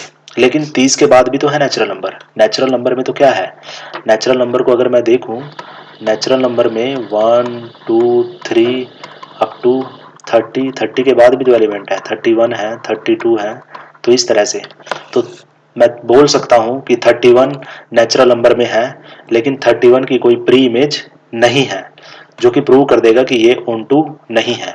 तो क्या फंक्शन बाइजेक्टिव है, ये फंक्शन बाइजेक्टिव नहीं है, तो आंसर होगा नो।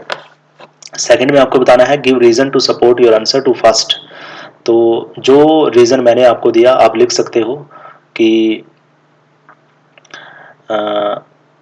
जो नेचुरल नंबर का सेट होता है उसमें 30 से ज़्यादा एलिमेंट होते हैं, या आप ऐसे एग्जांपल देके भी बता सकते हो कि सपोज करो आपने मैपिंग कर दी पहले 30 नेचुरल नंबर पर, बट 30 के बाद भी तो नेचुरल नंबर है, 31 भी तो है, 50 भी तो है, 100 भी तो है, तो उनकी तो कोई प्री इमेज एग्जिस्ट नहीं करेगी।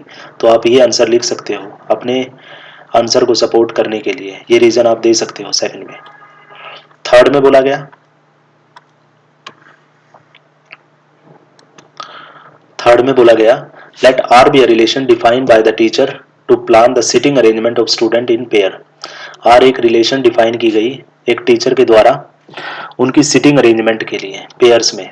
ठीक है, और एक्स रिलेट कब करता है वाई से, जब एक्स और वाई क्या हो, रोल नंबर हो स्टूडेंट के, such that y is equal to 3x। अब ये सिटिंग अरेंजमेंट की गई है, सिटिंग अरेंजमेंट किस तरह से की गई, देखिए इस रिलेशन को लिखने की कोशिश करते हैं हम। अगर मैं बात करूं इस रिलेशन की जो यहाँ पर दी हुई है, तो देखना मैं अगर 1 रोल नंबर डालता हूँ तो 1 के साथ में ये टीचर किसको बिठाएगा, अगर x 1 हो गया तो y की वैल्यू हो गई 3, यानी कि 1 और 3 इकट्ठे बैठेंगे। अगर x की वैल्यू 2 हो गई तो y कितना हो जाएगा, 6 हो जाएगा। अगर x की वैल्यू 3 हो गई तो 3 पर कितना आ जाएगा, ये 9, यानी कि 3 के साथ में 9 रोल नंबर बैठेगा। इसी तरह करते करते x जब 10 हो जाएगा तो y कितना हो जाएगा, 30। ठीक है, तो ये पॉसिबल ऑर्डर्ड पेयर इसमें जा सकते हैं। इसके बाद अगर मैं बात करूं, अगर मैं x को 11 कर देता हूं तो y कितना आ जाएगा, y आ जाएगा 33। बट 33 तो रोल नंबर ही नहीं है, क्योंकि मैंने स्टार्टिंग में ही उनको फिक्स कर दिया था कि 30 स्टूडेंट है और पहले 30 नेचुरल नंबर को मैं वो रोल नंबर असाइन कर देता हूँ। ठीक है, तो ये रिलेशन बन सकती है। ठीक है, तो सबसे पहले आपको लिखना था list all the element of R, ये आपने लिख दिए। उसके बाद आपको बताना है कि क्या ये रिलेशन रिफ्लेक्सिव, सिमेट्रिक और ट्रांजिटिव है। आप ध्यान से देख सकते हो, रिफ्लेक्सिव बनने के लिए किसकी जरूरत पड़ती है, 1 1 होना चाहिए इसमें, 2 2 होना चाहिए इसमें, 3 3 होना चाहिए इसमें। तो अगर आप ध्यान से देखो थर्ड को,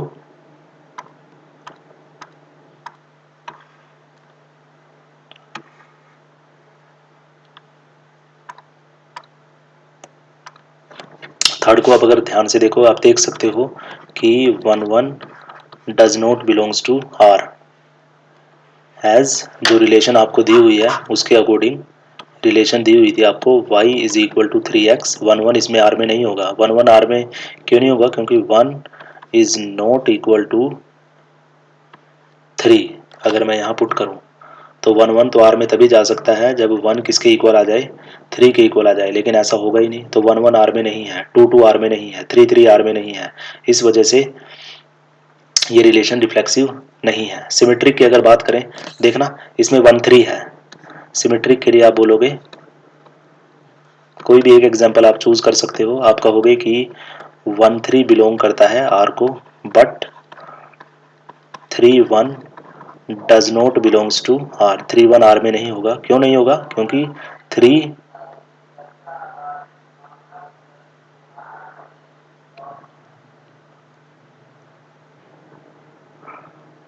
अच्छा 1 3 आर में है तो 3 3 1 चला जाएगा इसमें, क्योंकि 3 तो 3 इंटू 1 के इक्वल हो सकता है, तो ये ऑप्शन नहीं चल पाएगा अपना, ये एग्जाम्पल नहीं चलेगा, कोई और चूज कर सकते हैं।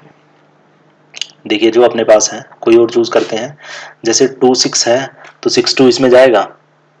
जो रिलेशन आपको दिया हुआ है y is equal to 3x, तो 1 3 तो इसमें चला गया था, क्योंकि x जब 1 होता है तो y कितना आता है 3। तो अगर x 3 हो गया, हाँ ये भी चल जाता, ये सही था अपना, मैंने एग्जांपल लिया था कि 1 3 r में है। ठीक है, but 3 1 does not belongs to r, as अगर मैं इस रिलेशन को देखूं ध्यान से, तो 1 that is y is not equal to 3 into 3 that is 9। 1 9 के इक्वल नहीं हो सकता। इस तरह से 1 3 आर में है बट 3 1 आर में नहीं है, विच इम्प्लाइज नॉट सिमेट्रिक, तो ये सिमेट्रिक नहीं होगा। उसके बाद आई थिंक ट्रांजिटिव भी चेक करना है इसको, ट्रांजिटिव भी देख लीजिए, 1 3 पे है और आगे 3 9 पे है। अगर ये दो एलिमेंट आप चूज करो ट्रांजिटिव दिखाने के लिए,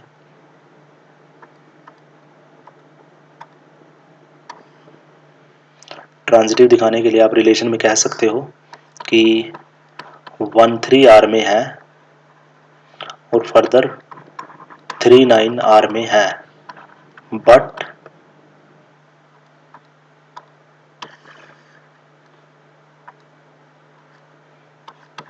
1 9 does not belongs to R. 1 9 R में नहीं है, एज उसके लिए क्या होना पड़ेगा, 9 को 3 इंटू 1 के इक्वल होना पड़ेगा, जबकि पॉसिबल नहीं है। सो ट्रांजिटिव भी नहीं होगा, ये नॉट ट्रांजिटिव। ठीक है, तो थर्ड का आंसर अपना ये हो गया। ये सारी चीज़ें आपको मेंशन करनी पड़ेगी, क्योंकि थर्ड पार्ट जो होता है वो 2 मार्क्स का होता है। तो ये रिलेशन ना तो रिफ्लेक्सिव है, ना सिमेट्रिक है और ना ही ट्रांजिटिव है। तो जस्टिफाई करने के लिए इसने बोला था, तो जस्टिफिकेशन में आपको ये सारी चीज़ें लिख के दिखानी पड़ेंगी। अब अगर मैं बात करूँ थर्ड के पार्ट बी की, बी भी करते हैं। देखिए वैसे जो इसमें है, ये बी में बोला गया let R be a relation defined by R, x relate करता है वाई से कब, when x and y are roll number of students such that y is equal to x cube, list the element of R. उसके बाद बताना are function है, ये ज़्यादा इजी है इसके कंपैरिजन में। आपको दिया गया y is equal to x cube, ठीक है। और ये जो रिलेशन है एक्स वाई से कब रिलेट करता है, एक्स और वाई रोल नंबर है जब वो उस कंडीशन को फुलफिल करते हैं। जैसे देखना एक्स को अगर मैंने 1 डाला तो वाई कितना आ जाएगा, 1 क्यूब 1। एक्स को अगर मैंने 2 डाला तो 2 का क्यूब कितना आ जाएगा 8। x को अगर मैंने 3 डाला तो 3 पे 3 का क्यूब क्या आ जाएगा 27। अब 4 डालता हूँ तो 4 का क्यूब क्या आ जाएगा 64। अब वो बाहर चला जाएगा क्योंकि मैंने पहले ही उसको फिक्स कर दिया था। तो ये एलिमेंट हो सकते हैं R में। तो अब बताना है कि क्या ये फंक्शन है, 1 1 पे है, 2 8 पे है और 3 27 पे है। और रोल नंबर अपने कितने हैं, अपने रोल नंबर हैं पहले 30। लेकिन आप देख सकते हो कि फर्स्ट की इमेज आई, सेकंड की इमेज आई और थर्ड की इमेज आई, बहुत सारे पॉइंट रह गए जिनकी इमेज नहीं आ पाई, तो ये फंक्शन नहीं बन पाएगा, नॉट ए फंक्शन। क्योंकि फंक्शन बनने के लिए तो क्या चाहिए, डोमेन के हर एक पॉइंट की इमेज क्या होनी चाहिए, यूनिक। और डोमेन यहाँ क्या था, सेट ए था, तो उसके सारे के सारे एलिमेंट किसी ना किसी पे मैप होने चाहिए थे अकॉर्डिंग टू दिस रिलेशन। ठीक है, बट वो मैप नहीं हो पाए तो हम कहेंगे कि ये फंक्शन नहीं है, फंक्शन नहीं है। चलिए नेक्स्ट क्वेश्चन। नाउ ये असर्शन रीजनिंग है। फिर से अगर 11th क्लास का कॉन्सेप्ट आपको याद है, ठीक है, आप दो फंक्शन को जब ऐड करते हो तो उनके डोमेन्स के बीच में क्या रिलेशन होता है, तो ये क्वेश्चन बड़ी इजीली हो जाता है। असर्शन में बोला गया एक फंक्शन है ex that is exponential function, gx है log x, तो जब इन दोनों को ऐड किया जाता है तो अपने पास आता है ex प्लस log x। तो आपको डोमेन बताना है f प्लस g का, क्या वो r होता है। तो देखना मैं डोमेन अगर निकालूं दोनों का, ex का डोमेन क्या होता है, minus infinity to infinity set of real number. अगर मैं log x की बात करूं, log x का डोमेन क्या होता है, ये तो पॉजिटिव रियल नंबर के लिए डिफाइन होता है। तो अगर आपको डोमेन बताना है f प्लस जी का, तो आपको इन दोनों सेट का इंटरसेक्शन करना पड़ेगा। तो जब आप इन दोनों सेट का इंटरसेक्शन करते हो तो वो आपके पास आ जाता है ओपन इंटरवल 0 टू इन्फिनिटी। लेकिन ये तो असर्शन में कहता है कि r होगा, तो असर्शन ही फॉल्स हो गया। ऑप्शन डी में ऐसा होता है, ठीक है, ऑप्शन डी में होता है असर्शन फॉल्स है, रीजन ट्रू है। और रीजन ट्रू है भी, डोमेन ऑफ f प्लस जी क्या होता है, domain of f intersection domain of g। तो इसमें अपना ऑप्शन डी करेक्ट हो जाएगा। नाउ एक और क्वेश्चन है, आई थिंक ये 3 या 5 मार्क्स का था पेपर में, दो पार्ट है इसमें, दोनों करेंगे हम बारी बारी से। इसमें बोला गया a student want to pair up natural number in such a way that they satisfy the equation 2x plus y is equal to 41, xy belongs to natural number, find the domain and range of the relation, check if the relation thus form is reflexive, symmetric and transitive, hence state whether it is an equivalence relation or not। तो एक student है वो natural number को pair up करता है कुछ इस तरह से, इस रिलेशन का यूज करके कि 2x प्लस वाई किसके इक्वल होगा 41 के, एक्स वाई आते हैं नेचुरल नंबर से। तो सबसे पहले तो आपको डोमेन और रेंज बताना है। उसके लिए हम क्या करेंगे, इस रिलेशन को रोस्टर फॉर्म में लिख लेंगे। हम ये देख लेंगे कि इस रिलेशन के अंदर कौन कौन से एलिमेंट हैं, और उन्हीं एलिमेंट को देख करके हम ये भी बता देंगे कि ये रिफ्लेक्सिव होगा नहीं होगा, सिमेट्रिक होगा नहीं होगा, ट्रांजिटिव होगा नहीं होगा। ठीक है, उसके बाद बताना है इक्विवेलेंस रिलेशन के बारे में। तो सबसे पहले हम लिख लेते हैं कि according to this condition 2x plus y is equal to 41, जहाँ पर एक्स वाई कहाँ से आते हैं, नेचुरल नंबर से। तो इस रिलेशन के अंदर एलिमेंट कौन कौन से हैं, तो देखिए x को अगर मैं 1 मानता हूँ, यहाँ पर x को अगर मैं 1 पुट करता हूँ तो y की इमेज क्या आ जाएगी, ये 41 माइनस 2 हो जाएगा उधर, तो आ जाएगा 39। तो 1 की इमेज आएगी 39। इसी तरह 2 की इमेज कितनी आ जाएगी 4 दैट इज 37। 3 की इमेज कितनी आ जाएगी 35। इस तरह से करते करते करते लास्ट में आप किस एलिमेंट तक जाओगे, आई थिंक अगर y की इमेज यहाँ से निकालें 41 माइनस 2x, तो x ज़्यादा से ज़्यादा कितना हो सकता है 20 हो सकता है, 20 दूनी 40। तो x जब 20 हो जाएगा तो y कितना हो जाएगा 1। तो इस रिलेशन के अंदर ये एलिमेंट हो सकते हैं। तो सबसे पहले तो बताना था डोमेन। तो डोमेन क्या होता है, कोई भी रिलेशन में जितने भी ऑर्डर्ड पेयर पड़े हुए हैं उन सबके first element. So 1 2 3 up to 20, ये डोमेन हो गया।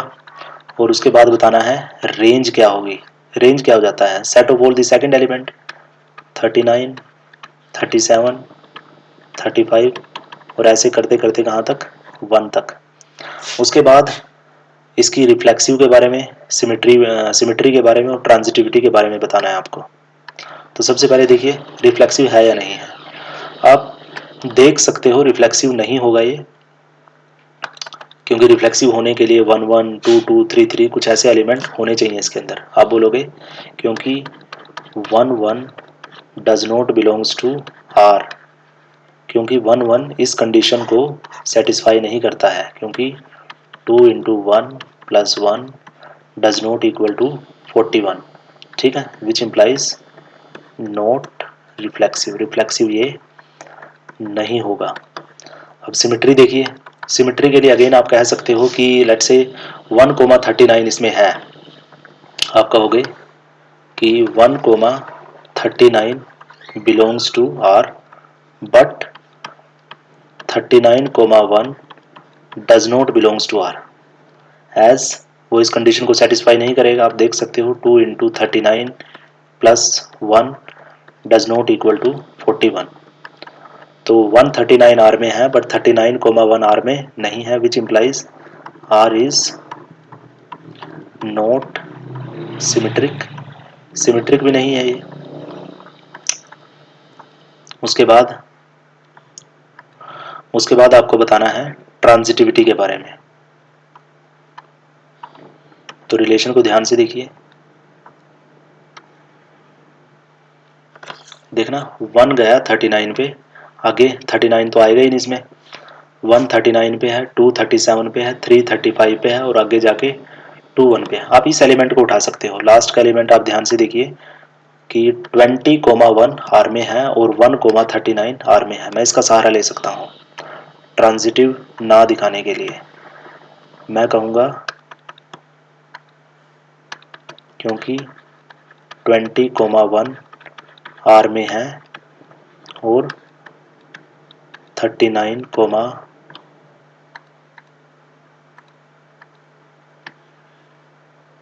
1,39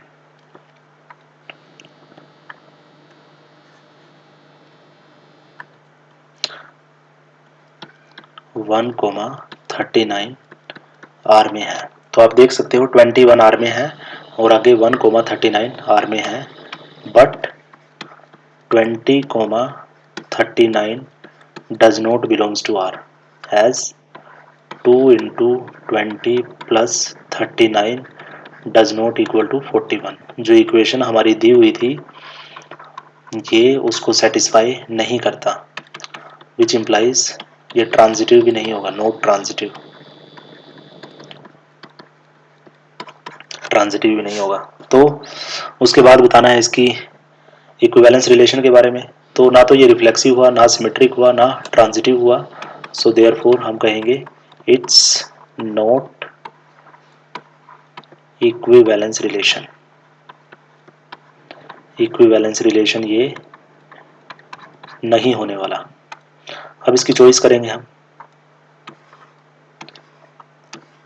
चॉइस में आपको एक फंक्शन दिया गया है from set of natural number to set of natural number, और देखना किस तरह से डिफाइन किया गया। अगर n इवन है तो फंक्शन की इमेज आती है n-1, अगर ओड है तो आती है n+1। तो आपको दिखाना है कि ये बाइजेक्शन है, दैट इज आपको इसको 1 1 और ऑन टू दोनों प्रूव करना पड़ेगा, ठीक है। तो फंक्शन है अपना set of natural number to set of natural number, और इसको डिफाइन किया गया कुछ इस तरह से। तो अगर n क्या है, इवन है, तो यहाँ इमेज आ जाती है n-1। अगर n क्या है, ओड है, तो इमेज आ जाती है n+1। एक बार चेक कर लेते हैं यही है क्या। n जब इवन होगा तो n-1, n जब इवन होगा तो n-1 और ओड होगा तो n+1, ठीक है। तो आपको इसको बाइजेक्टिव दिखाना है, तो बारी बारी से हम इसको 1 1 और ऑन टू प्रूव करेंगे। तो सबसे पहले 1 1। अब देखना 1 1 के अंदर आपको कुछ केस बनाने पड़ेंगे। केस 1 जब आप n1 और n2 दोनों इवन चूज करोगे, केस 2 जब आप n1 और n2 दोनों ओड चूज करोगे, और एक केस 3 जब n1 को ओड और n2 को इवन, कुछ ऐसा चूज करोगे आप। सबसे पहले कि late n1 n2 are even. जब वो इवन है तो इवन होंगे तो दोनों पॉइंट पर फंक्शन की वैल्यू सेम रखते हैं। अब n1 n2 क्या है, इवन है। इवन है तो इमेज कहाँ से आएगी, यहाँ से आएगी।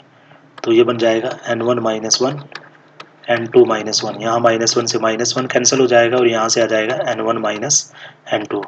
और यहाँ से हमें पता चलता है कि अब क्या है, 1 1 है। इस केस के लिए तो ये 1 1 हो गया। अब दूसरा केस हम लेट करेंगे। इस केस में आप कहोगे late n1 n2 are odd number. n1 n2 हमने कैसे ले लिए, ओड। फिर से आप क्या बोलोगे, f n1 is equal to f n2।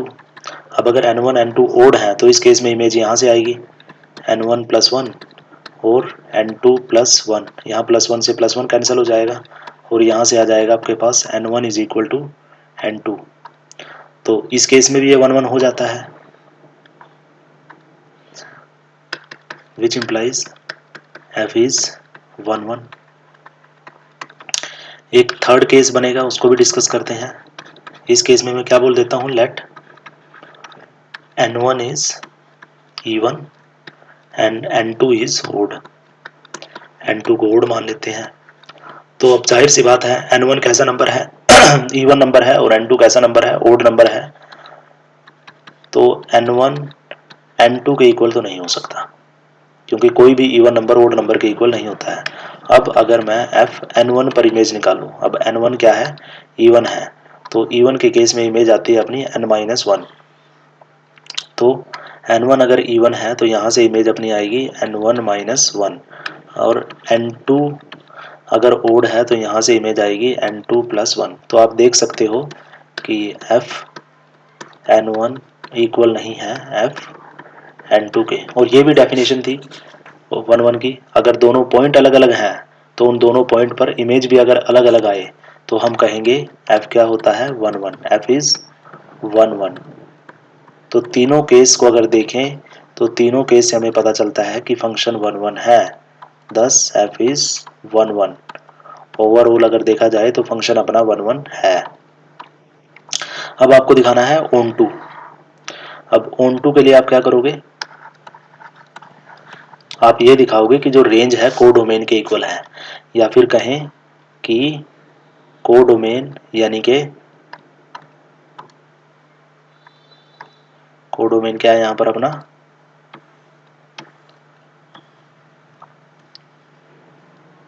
Natural number.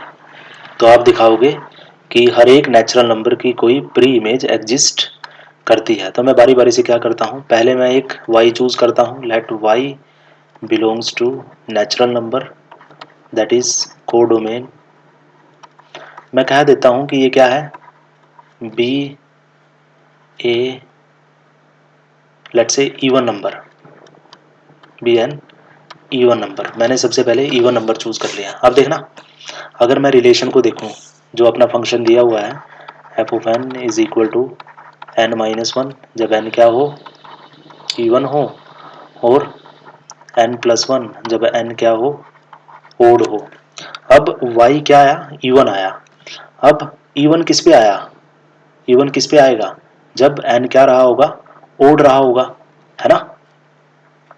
जाहिर सी बात है y बिलोंग किया नेचुरल नंबर को और वो इवन है, तो इवन किस पे आया होगा, जब n क्या रहा होगा, ओड रहा होगा। ओड रहेगा तो ओड में मैं कुछ भी ऐड या सब्ट्रैक्ट करूंगा तो वो क्या आता है, इवन आता है। तो अगर y इवन है तो जाहिर सी बात है अगर मुझे इसकी प्री इमेज ढूंढनी है तो वो मुझे मिलेगी ओड वाली साइड से। मैं मान लेता हूँ कि किसी x पर y आ गया होगा, यहाँ से मैं प्री इमेज ढूंढ रहा हूँ, तो यहाँ से n की वैल्यू मेरे पास आ जाएगी y माइनस वन। तो मैंने एक y चूज किया था नेचुरल नंबर में से, इवन नंबर। तो उसके लिए मैं बोलूँगा then there exist n is equal to y minus one such that f of n that is f y minus one. अब ध्यान से देखिए y कैसा नंबर है, इवन है, तो y माइनस वन क्या हो जाएगा, ओड। तो जैसे ही ये ओड होगा तो इमेज कहाँ से आती है, n प्लस वन से, तो that is y minus one plus one. ये इससे कैंसिल हो जाएगा तो अपने पास क्या बचेगा, y। तो आपने एक आर्बिट्रेरी इवन नंबर चूज किया था, आपने उसकी प्री इमेज ढूंढ ली जिस पर वो आता है, तो यहाँ से ठीक है। अब मैं क्या करूँगा, एक y चूज करूँगा नेचुरल नंबर से, बी एन ओड नंबर। अब मैं कहूँगा कि मैंने एक ओड नंबर चूज कर लिया। अब ये ओड आया, ओड किस पे आता है, इवन पे, एन क्या रहा होगा, इवन। तो मैं मान लूँगा कि चलो किसी x पर ये y आया होगा और वो है n-1। यहाँ से n की वैल्यू अगर मैं निकालता हूँ तो वो आ जाती है y+1। तो मैंने एक y चूज किया जो कि ओड है, उसके कोरस्पॉन्डिंग एक n एग्जिस्ट करता है ये वाला, सच दैट इस n पर, दैट इज y+1 पर प्री इमेज आ जाएगी। अगर y ओड है तो y+1 क्या हो जाएगा, इवन हो जाएगा, और इवन पे हमें इमेज मिलेगी f of n is equal to n-1 से, यानी कि y+1-1, ये इससे कैंसिल हो जाएगा तो अपने पास आएगा y। तो आप देख सकते हो दोनों केस में ओड नंबर की भी और इवन नंबर की भी प्री इमेज एग्जिस्ट करती है, तो यानी कि हर नेचुरल नंबर की प्री इमेज एग्जिस्ट करती है, which implies f is onto हो जाएगा ये। और जैसे ही ये 1-1 और ऑन टू हुआ, हम कह सकते हैं कि f is bijective. Next, again इसमें भी चॉइस आपको दी गई है। यहाँ पर फंक्शन है f from r to r defined by f of x is equal to 4x³ - 5 for all x belongs to r। तो आपको शो करना है कि ये 1-1 और ऑन टू दोनों है, ठीक है। चलिए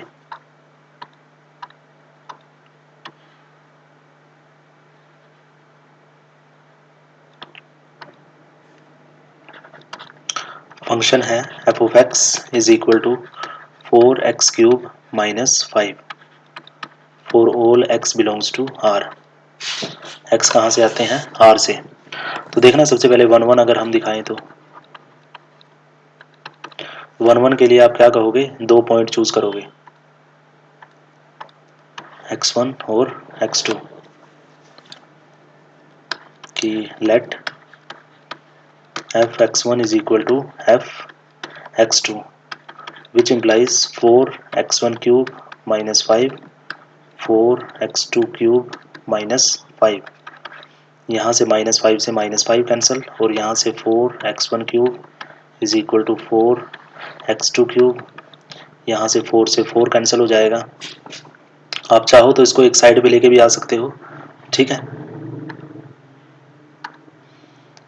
यहाँ से मैं लिख सकता हूँ x1³ - x2³ is equal to 0। अब मैं लिख सकता हूँ 9th वाली आइडेंटिटी का यूज़ करके कि x1 - x2 x1² plus x2² plus x1 x2 is equal to 0। अब इन दोनों का प्रोडक्ट इक्वल टू 0 है, तो दोनों में से कोई एक 0 रहा होगा। अब दूसरे वाला 0 तभी हो सकता है जब x1 x2 के इक्वल हो जाए और दोनों 0 हो जाए। तो यहाँ से मैं लिखूँगा x1 - x2 इक्वल टू 0, और यहाँ से मेरे पास आ जाएगा x1 is equal to x2। तो विच इम्प्लाइज f इज 1-1, तो ये 1-1 है। सेकंड क्या प्रूव करना है, ऑन टू। अब ऑन टू प्रूव करना है, उसके लिए हम क्या करेंगे, एक आर्बिट्रेरी पॉइंट चूज करेंगे, let y belongs to r। कहाँ से उठाया हमने, ये कोडोमेन से। अगर मैंने इसकी प्री इमेज ढूंढ दी, मैं मान लेता हूँ किसी x पर y आया होगा, फंक्शन है अपना 4x³ - 5 4x³ - 5 is equal to y।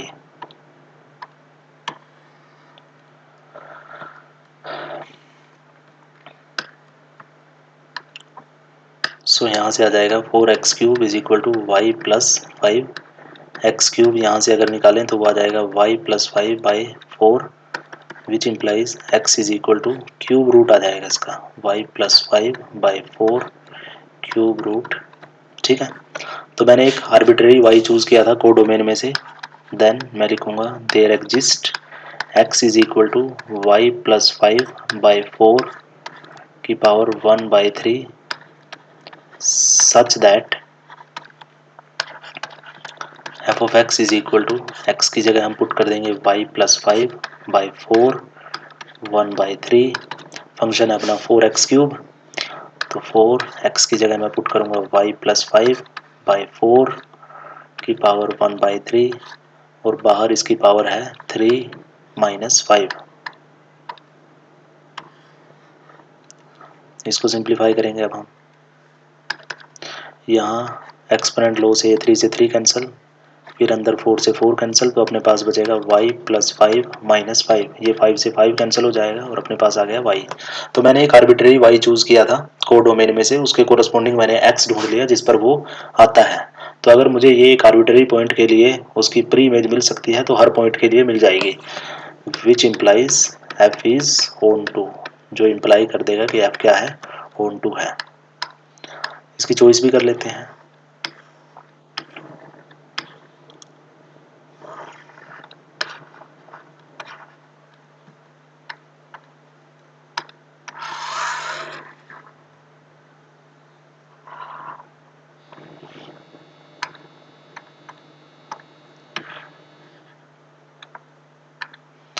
देखिए क्या बोला गया,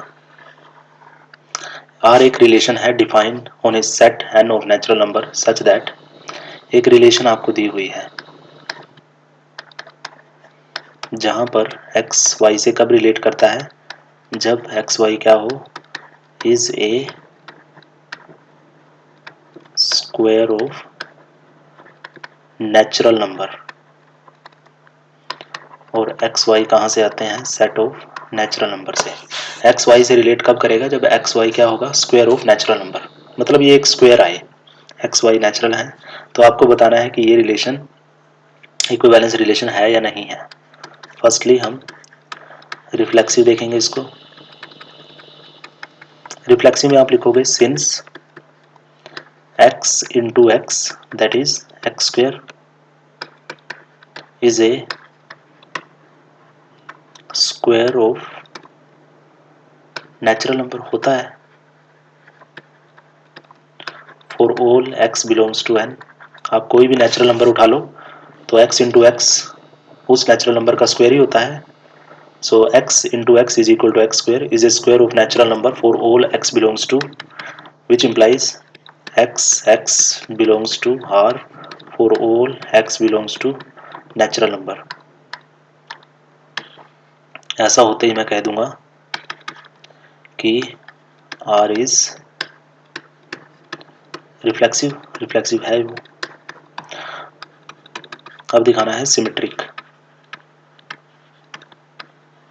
सिमेट्रिक भी हो जाएगा ये, क्योंकि मैं कहूँगा कि let x y belongs to R for some x y belongs to natural number. अगर एक्स वाई आर में है which implies x y is ए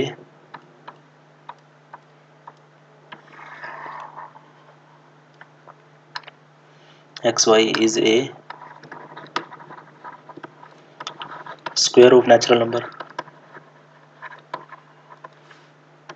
तो अगर एक्स वाई स्क्वायर है नेचुरल नंबर का तो y x is also a square of natural number, और यहाँ से वाई एक्स चला जाएगा आर में, और ऐसा होते ही आर हो जाएगा सिमेट्रिक। आर इज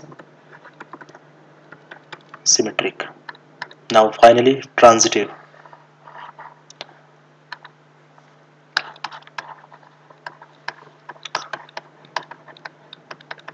ट्रांजिटिव दिखाएंगे हम, इसके लिए लेट करते हैं, let x y belongs to R and y z belongs to R. अब देखना, अगर एक्स वाई आर में है, एक्स वाई आर में है तो जाहिर सी बात है x y x into y क्या रहा होगा, स्क्वायर ऑफ नेचुरल नंबर। मैं मान लेता हूँ कि ये किसी एक नेचुरल नंबर का स्क्वायर है, ठीक है, ए स्क्वायर के इक्वल बोल दिया मैंने, स्क्वायर ऑफ नेचुरल नंबर, जहाँ पर ए क्या है, natural number. Y z R में है तो ये भी किसी नेचुरल नंबर का स्क्वायर हो सकता है, b belongs to natural number. और ये एक्स वाई जेड कहाँ से आए, ये तो नेचुरल नंबर से है ही। अब देखना मुझे किसको किसके साथ रिलेटेड दिखाना है, एक्स को सीधा जेड के साथ, वाई को एलिमिनेट करना है। मैं यहाँ से वाई की वैल्यू निकालता हूँ तो कितनी आ गई, बी स्क्वायर जेड। अब ये वाई की वैल्यू हम यहाँ पुट करते हैं, ठीक है। तो ये क्या बनेगा, एक्स वाई की जगह पर बी स्क्वायर जेड, ठीक है, which is equal to a square. या फिर और क्या किया जा सकता है, अगर मैं दोनों को डिवाइड कर देता तो y से y एलिमिनेट हो जाता, x y z is equal to a square by b square आ जाता।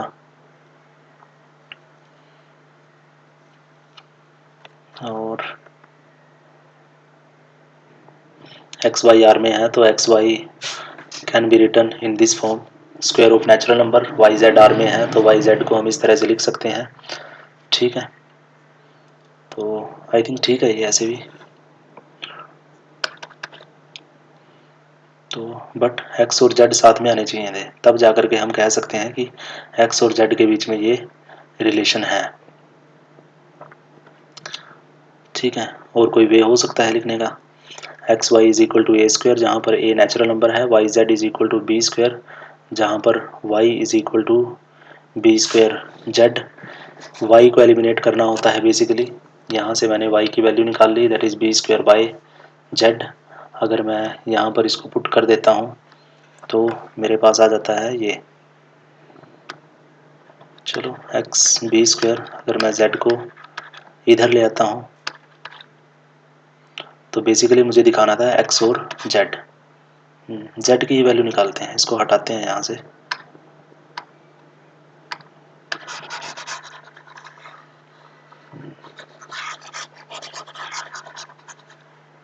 थोड़ा अलग तरह से लिखते हैं। एक्स वाई आर में था तो एक्स वाई स्क्वायर रहा होगा किसी नेचुरल नंबर का, वाई जेड इसमें है तो वाई जेड किसी नेचुरल नंबर का स्क्वायर रहा होगा। अब देखना एक्स जेड की बात करते हैं हम, एक्स की वैल्यू अगर मैं यहाँ से निकालूँ तो एक्स यहाँ से क्या आ जाएगा, ए स्क्वायर बाई वाई। अब अगर यहाँ से मैं जेड की वैल्यू निकालूँ, जेड यहाँ से क्या आ जाएगा, बी स्क्वायर बाई वाई। तो यहाँ पुट कर देते हैं b square by y. Further इसको मैं ऐसे लिख सकता हूँ ए बी बाई वाई का होल स्क्वायर, ठीक है। ए बी जहाँ पर नेचुरल नंबर है और वाई नेचुरल नंबर है, हमारे पास ऐसे ही केस एग्जिस्ट करेंगे जहाँ पर ये कैंसिल हो गए, y proper we can say that a b is multiple of y. यहाँ प्रॉपर ये जो ए बी होगा ये हमेशा वाई का मल्टीपल ही आने वाला है जितने भी केस अपने पास बनेंगे, ठीक है। तो मैं कह सकता हूँ कि एक्स जेड को हमेशा हम इस तरह से लिख सकते हैं, x z is equal to this, और ये अपने पास एक के आ जाता है मान लो, जहाँ पर के क्या है, नेचुरल नंबर। तो x z is always square of natural number, तो मैं कह दूंगा कि x z also belongs to R, और ऐसा होते ही हम कह देंगे कि आर इज ट्रांजिटिव, आर क्या है, ट्रांजिटिव है। तो जैसे ये रिफ्लेक्सिव सिमेट्रिक और ट्रांजिटिव हुआ, हम कहेंगे thus R is an equivalence relation, R जो है वो एक इक्विवेलेंस रिलेशन है। बस यही प्रूव करना था हमें इसमें,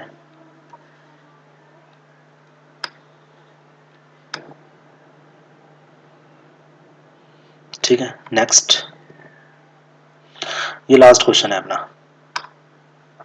आपको एक फंक्शन दिया गया है f from a to b, और कुछ इस तरह से इसको डिफाइन किया गया, x minus two by x minus three. A आपको दिया हुआ है set of real number, three को हटा दीजिए क्योंकि ये जो फंक्शन को अगर देखा जाए थ्री पे ये डिफाइन नहीं है। B set of real number में से वन को निकाल रखा है, तो आपको बाइजेक्टिविटी को डिस्कस करना है, विच मीन्स आपको वन वन और ऑन टू नेस को चेक करना है इसकी, ये होगा या नहीं होगा। तो चलिए सबसे पहले वन वन देखते हैं।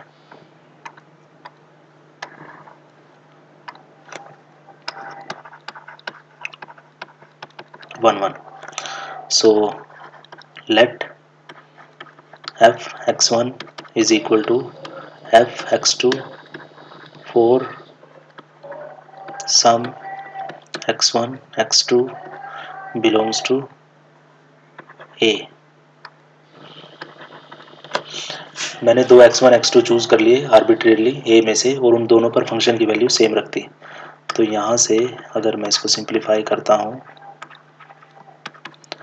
x2 minus two x2 minus 3। इसको सिंप्लीफाई करेंगे और हमारा टारगेट रहेगा कि मुझे x1 को x2 के इक्वल दिखाना है। यहाँ से इसको क्रॉस मल्टीप्लाई करते हैं तो x1 minus 2, x2 minus 3, x2 minus 2 और x1 माइनस 3। सो x1 x2 से मल्टीप्लाई हुआ, minus 3x1 minus 2x2 plus 6।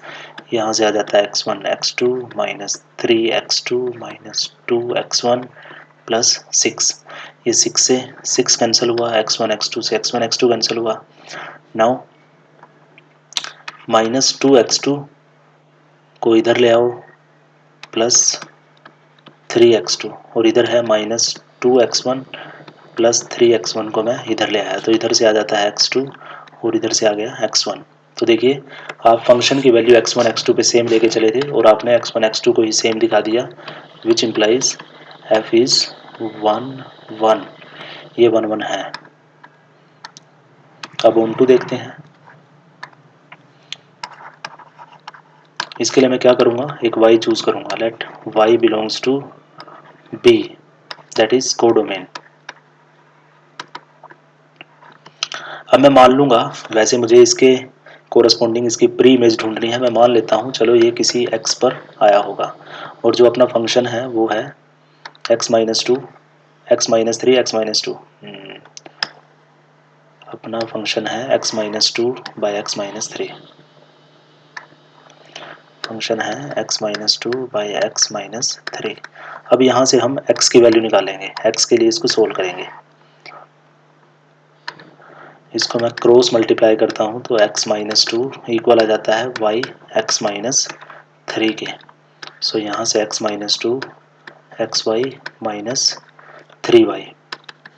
x वाली टर्म को एक साइड लेके जाइए और ये 2 उधर जाएगा तो 2 माइनस 3y। यहाँ से x को कॉमन ले लीजिए तो यहाँ से आ जाएगा 1 माइनस वाई, 2 माइनस 3y। और यहाँ से अपने पास आ जाएगा x अपने पास आ जाएगा 2 minus 3y by 1 minus y. y 1 के इक्वल नहीं हो सकता यहाँ पर, क्योंकि अगर y 1 हुआ तो नीचे डिनोमिनेटर 0 बन जाएगा और ये नॉट डिफाइन हो जाएगा। तो मैंने एक आर्बिट्रेरी y चूज़ किया था जिसकी प्री इमेज मुझे मिल गई 2 minus 3y by 1 minus Y. तो यहाँ मैं लिखूँगा then there exist x is equal to 2 minus y by 1 minus y. 2 minus 3y by 1 minus y such that f of x is equal to 2 minus 3y by 1 minus y। अपने function में put करेंगे हम इसको और ये दिखाएंगे कि इस पर y आता है। फंक्शन अपना ये रहा तो 2 minus 3y by 1 minus y minus 2 minus 3y by 1 minus y minus 3। ऊपर हम एलसीएम लेंगे। एलसीएम ऊपर आ जाता है 1 माइनस वाई तो यहाँ जाएगा 2 minus 3y minus 2 1 minus Y. नीचे भी अगर हम एलसीएम लेते हैं तो 1 माइनस वाई, यहाँ जाएगा 2 minus 3y minus 3 1 minus Y. ये 1 माइनस वाई से 1 माइनस वाई कैंसिल हो जाएगा और यहाँ से आने वाला है 2 माइनस 3y माइनस 2 को अंदर मल्टीप्लाई कीजिए माइनस 2 प्लस 2y और यहाँ नीचे 2 minus 3y minus 3 plus 3y। तो यहाँ 2 से 2 कैंसिल हो गया और यहाँ 3y से 3y कैंसिल हो जाएगा तो ऊपर अपने पास आ गया minus 3y plus 2y that is minus y और नीचे 2 माइनस 3 माइनस 1। तो ये y बन जाएगा। तो हमने क्या देखा, यहाँ मैंने एक आर्बिट्रेरी y चूज़ किया था कोडोमेन में से जिसकी प्री इमेज मैंने निकाली जिस पर वो आता है। तो जाहिर सी बात है ये ऑन टू हो जाएगा, which implies f is onto. तो जैसे ये 1 1 और ऑन टू हुआ हम कह सकते हैं thus f is a bijective function. तो ये थे CBSE 2025 में रिलेशंस एंड फंक्शन से आए हुए सभी questions.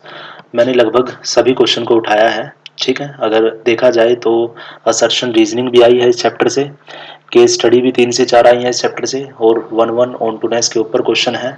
Equivalence relation, reflexivity check करना, सिमेट्री चेक करना, ट्रांजिटिविटी चेक करना, उससे रिलेटेड भी क्वेश्चन आए हैं, ठीक है। तो सारे के सारे क्वेश्चन कॉन्सेप्चुअल थे, NCERT से भी इसमें क्वेश्चन आए हैं, ठीक है।